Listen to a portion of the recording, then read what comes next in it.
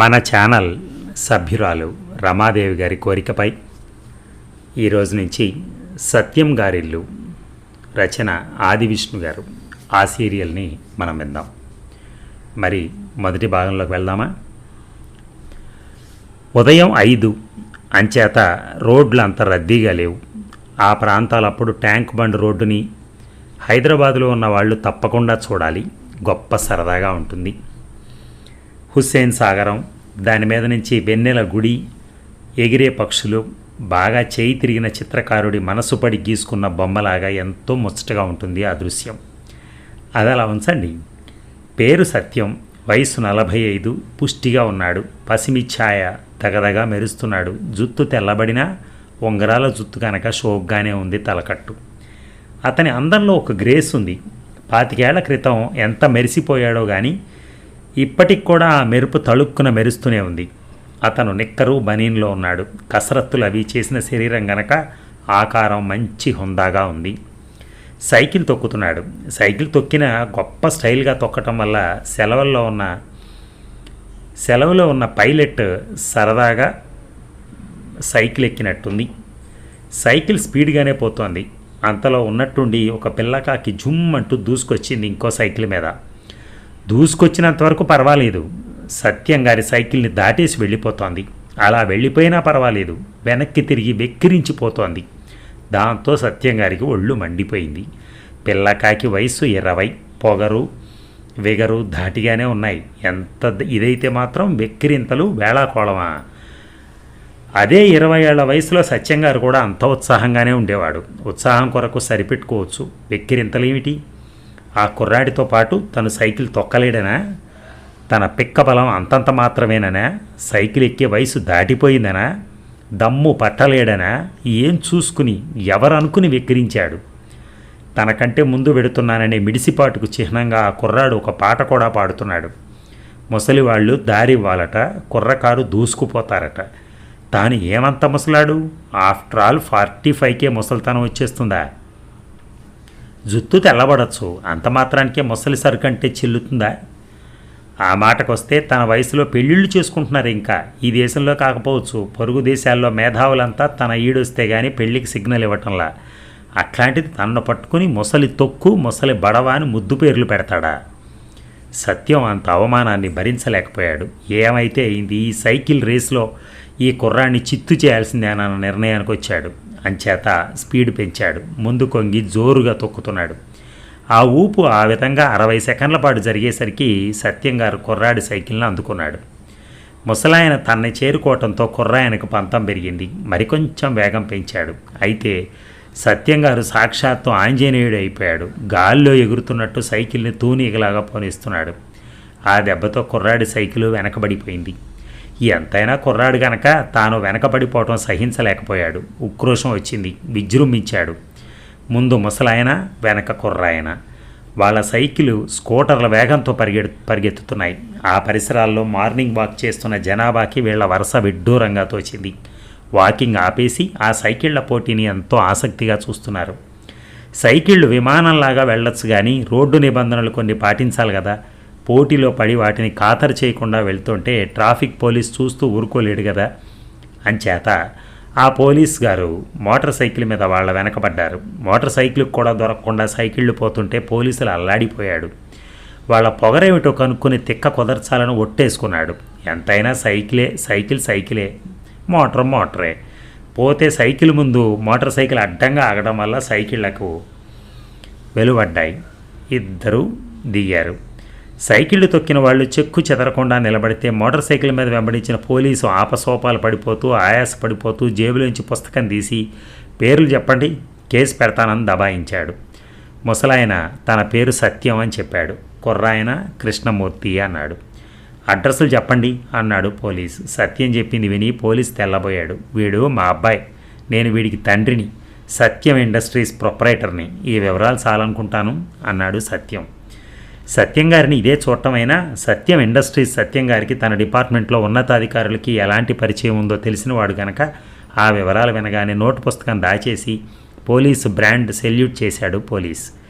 ఎంతైనా చేసింది పొరపాటు గనక సత్యం సారీ చెప్పారు. అది కథ. ఇక నువ్వు స్పీడ్ తగ్గించాలి అన్నాడు తండ్రి బస్కీలు తీస్తూ. మెల్లిగా వెళ్ళటం నాకిష్టం లేదు అన్నాడు కొడుకు తండ్రితో పాటు కసరత్తు చేస్తూ. నీ స్పీడు నన్ను రెచ్చగొడితే బ్రేక్ లేయటం నా డ్యూటీ, అవునా కాదా? అవును. ఈ డ్యూటీలో ఉండగా పోలీసు వాడికి చిక్కిపోయాం, సారీ కూడా చెప్పేశాం. సారీ చెప్పకుండా ఉండాల్సింది. అప్పుడు కోర్టుకు రమ్మనేవాడు. సారీ చెప్పటం కంటే కోర్టే బెటరు. కొడుకు అభిప్రాయం వినగానే సత్యం బస్కీలు తీయటం ఆపేశాడు.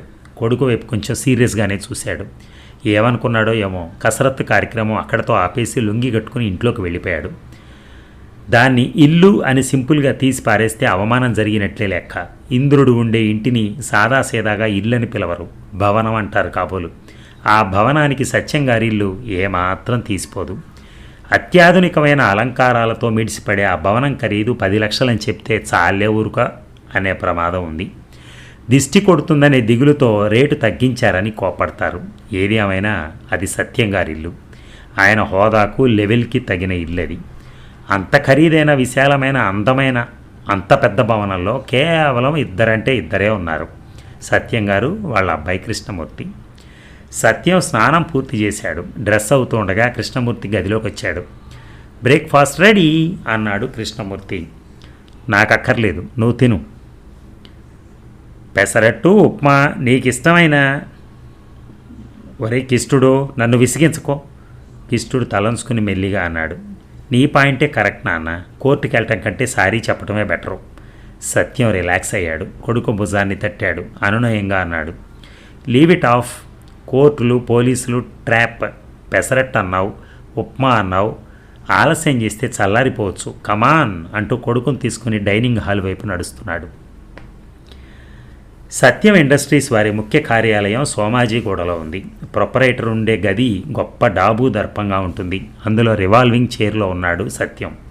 అతని ముందు అతనీడు వారే కొందరు వ్యక్తులు కూర్చునున్నారు. వాళ్ళల్లో ఖరీదైన వాళ్ళు ఉన్నారు, సగటు జాతి పురుషులు ఉన్నారు. సత్యం ఇంటర్కమ్లో సెక్రటరీతో అన్నాడు, లంచ్ టైం వరకు నో బిజినెస్ మ్యాటర్స్. మా ఫ్రెండ్స్తో ఉన్నాను, ప్రైవేట్ అఫైర్స్, డిస్టర్బ్ చేయకండి, ఓకే?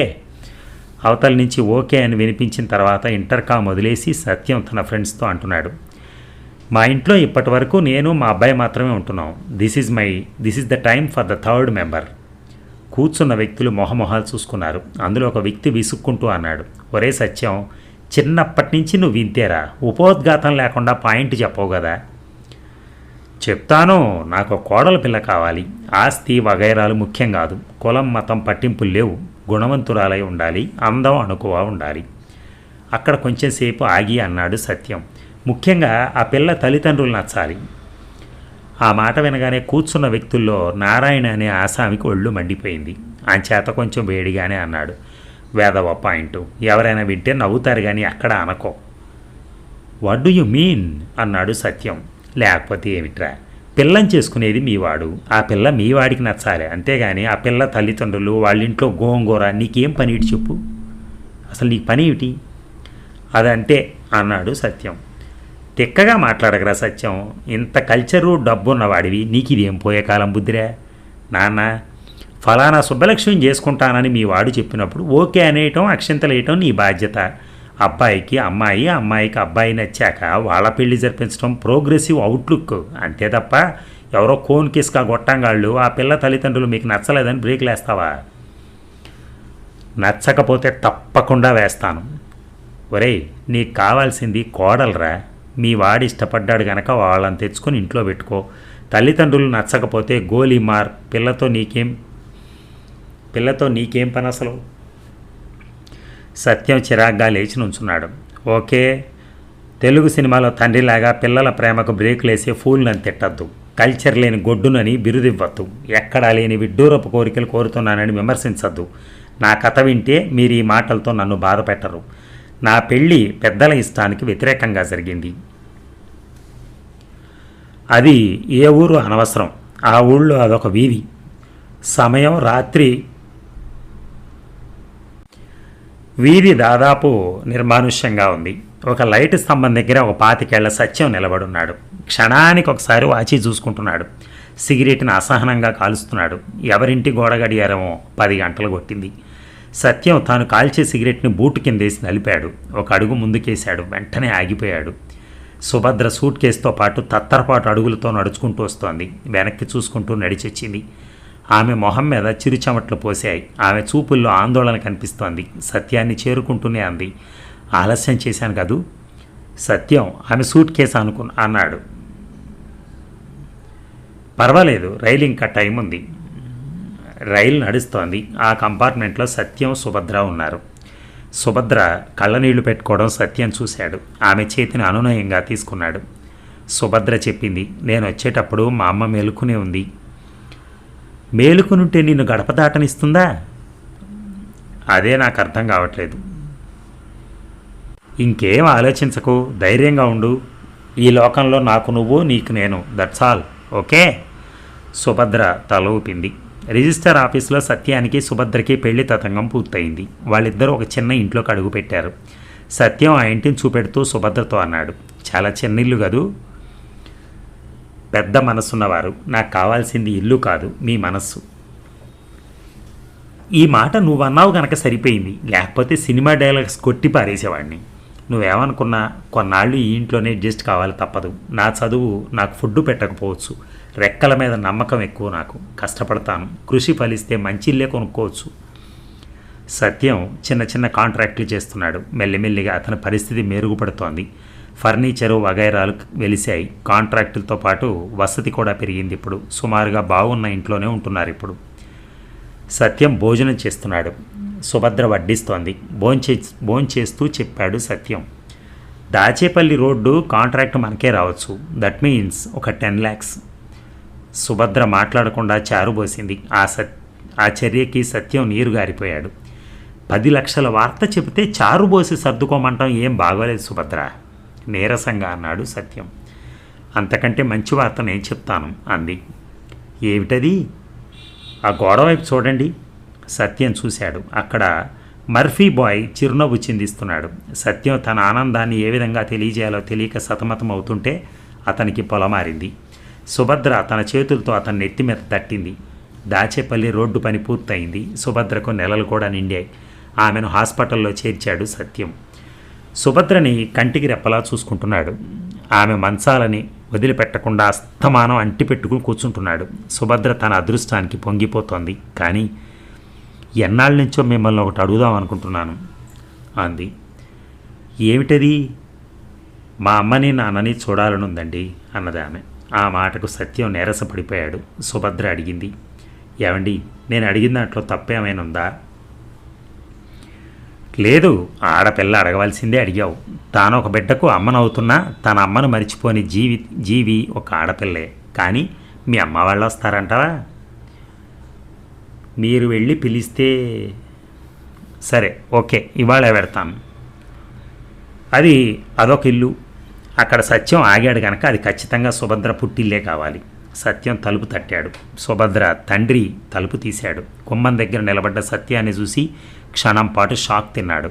ఏం మాట్లాడాలో తోచక వచ్చే కోపాన్ని దాచుకోలేక ఒకే ఒక్క పొడిముక్క ప్రయోగించాడు. మళ్ళీ ఎందుకు వచ్చావు? వెంటనే సమాధానం చెప్పడానికి సత్యం తటపటాయించాడు. వచ్చిన పని చెప్పక తప్పదు కనుక నీళ్లు నములుతూ చెప్పాడు. సుభద్రని హాస్పిటల్లో చేర్చాను. పురిటి రోజులు, రేపో మాపో ప్రసవించవచ్చు. మిమ్మల్ని చూడాలని ఉందట. సిగ్గు దానికి లేకపోయినా మాకుంది. మా మాట కాదని గడప దాటి వెళ్ళినప్పుడే మాకు అది చచ్చిపోయింది. మావగారు, నోర్మోయ్, మావగారట. మావగారు ఎవర్రా నీకు మావగారు? నీ కాళ్ళు గడికి కన్యాదానం చేశాననా? నీ నెత్తిన అక్షింతలు వేశాననా? పెద్దవాళ్ళని కాదని చట్టాన్ని అడ్డం పెట్టుకుని చేసుకున్న పెళ్ళి కూడా ఒక పెళ్ళే. వెళ్ళరా వెళ్ళో అంటూ మొహం మీద తలుపు ముయ్యబోయాడు. సత్యం అతని ప్రయత్నాన్ని కొనసాగనివ్వలేదు. చొరవగా ఇంట్లోకి అడుగు పెట్టాడు. అతనికి అడ్డం నిలబడి మామారిచాడు. అటెక్కడికి? మీరు కాదన్నంత మాత్రాన బంధుత్వం తెగిపోదు. మగవారు గనక మొండిగా మాట్లాడగలిగారు. దారివ్వండి, అత్తగారిని తీసుకెళ్తాను. మామ దారికి అడ్డం తొలగి సత్యం మొహం వైపు సీరియస్గా చూసి అన్నాడు, తీసుకువెడతావా? తీసుకెళ్ళు, అదిగో ఆవిడ అంటూ గోడ మీద చూపించాడు. అది అత్తగారి ఫోటో. ఆ ఫోటోకి దండ వేసింది. ఆ బొమ్మను చూసి ఒక్క అడుగు వెనక్కి వేశాడు సత్యం. కడుపున పుట్ట బిడ్డే దాని ప్రాణాలు తీసింది. కన్న కూతురు లేచిపోవటం కళ్ళారా చూసిన ఏ తల్లి మాత్రం బతుకుంటుంది? తీసుకెళ్ళు, ఆ ఫోటోని తీసుకెళ్ళి దాని మొహాన కొట్టు పో అని ఇంకా ఏవేవో అరుస్తూనే ఉన్నాడు మామ. సత్యం హాస్పిటల్లో అడుగు పెట్టగానే నర్సు ఎదురైంది. మగబిడ్డ అందామె.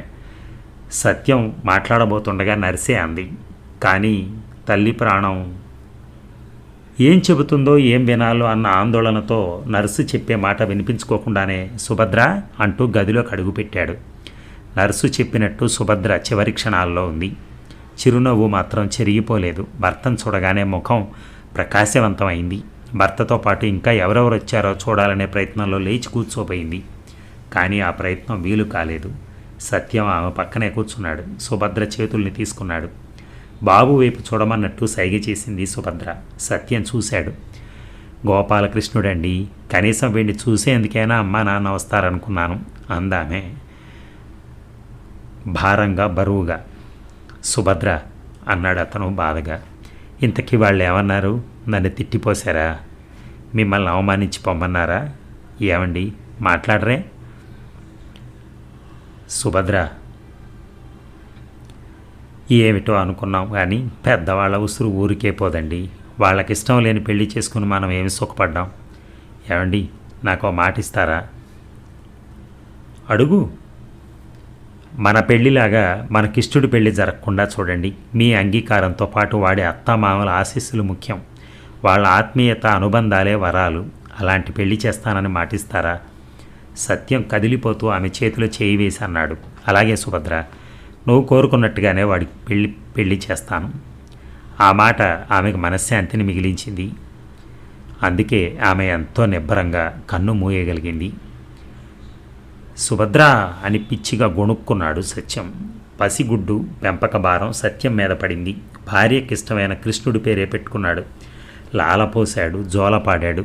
ఏళ్లు గడుస్తున్నాయి. కృష్ణుడికి తల్లి, తండ్రి, గురువు అన్నీ సత్యమే. ఆ కథ పూర్తయింది. గతం నుంచి సత్యం బయటపడ్డాడు. కళ్ళజోడు తీసి కళ్ళు ఒత్తుకున్నాడు. ఎంతో గంభీరంగా తన మిత్రులతో అంటున్నాడు, మా కిష్టుడు ఇప్పుడు ఎంఎస్సీ చేస్తున్నాడు. వాడిని నా బిడ్డగా కంటే ఓ మంచి ఫ్రెండ్గా చూసుకుంటున్నాను. అఫ్కోర్స్ వాడికి నేను బెస్ట్ ఫ్రెండ్ అని వదిలేయండి. ఇప్పుడు చెప్పండి ఫ్రెండ్స్, మా ఆవిడకి ఇచ్చిన మాటకు విలువనిచ్చి కృష్ణుడిని మనసారా ఆదరించే అత్తామామల కోసం వెతకనా, లేక మీరన్నట్టు వాడికి ఇష్టమైన పిల్లతో పెళ్లి చేసి నేను ఇచ్చిన మాట తప్పనా? నీ ఫీలింగ్స్ హర్ట్ చేశానేమో అన్నాడు నారాయణ. అఫ్కోర్స్ హద్దు మీరిన హర్ట్ చేసిన మాట వాస్తవమే. నా గొడవ తెలియని ఫ్రెండు గనక సరిపెట్టుకుంటాను అన్నాడు సత్యం. ఒకవేళ మీ వాడు నీకు తెలియకుండా ఎవరినైనా ప్రేమించుంటేనో అడిగాడు ఇంకో friend. I can't help it. పెళ్ళి మాత్రం షరతుల ప్రకారం జరగాల్సిందే. యాక్సిడెంటల్గా ఆ పిల్ల తల్లిదండ్రులు మంచివాళ్ళు, మనసున్న వాళ్ళైతే నో ప్రాబ్లం. మా మామ జాతి మనుషులైతే ఆ పెళ్లి జరగదు అన్నాడు సత్యం. ఆ దెబ్బతో ప్రేమికులిద్దరినీ బాధ పెట్టిన వాడివి అవుతావు. వాళ్ళకి పెళ్ళైనా సుఖపడతారనే గ్యారంటీ లేదుగా, కనుక ఆ పెళ్ళి జరగకుండా పిల్లల్ని బాధ పెట్టడమే మంచిది. ఇంతకీ మమ్మల్ని ఎందుకు పిలిచావో చెప్పావు కాదు అన్నాడు ఇంకొక ఆయన అసహనంగా. I'm coming to the important point. మనమంతా మంచి స్నేహితులం. మా ఆవిడ కోరుకున్న ఆత్మీయత, అనుబంధం మీ దగ్గర మా కృష్ణుడికి దొరుకుతాయనే నమ్మకం నాకుంది. I believe you. మా వాడికి జోడైన పిల్ల మీలో ఎవరికున్నా ఆ పిల్ల నాకు నచ్చితే ఆ తండ్రి నాకు వియ్యంకుడు అవుతాడు అని నీళ్ల గ్లాస్ ఎత్తి గొంతు తడుపుకున్నాడు సత్యం. మరి ఈ రోజుకు ముగిద్దామా? ధన్యవాదాలు. Thank you. మీకు కనుక మా ఛానల్ నచ్చినట్టయితే మా ఛానల్ని సబ్స్క్రైబ్ చేయండి, ఫాలో కండి. Thank you.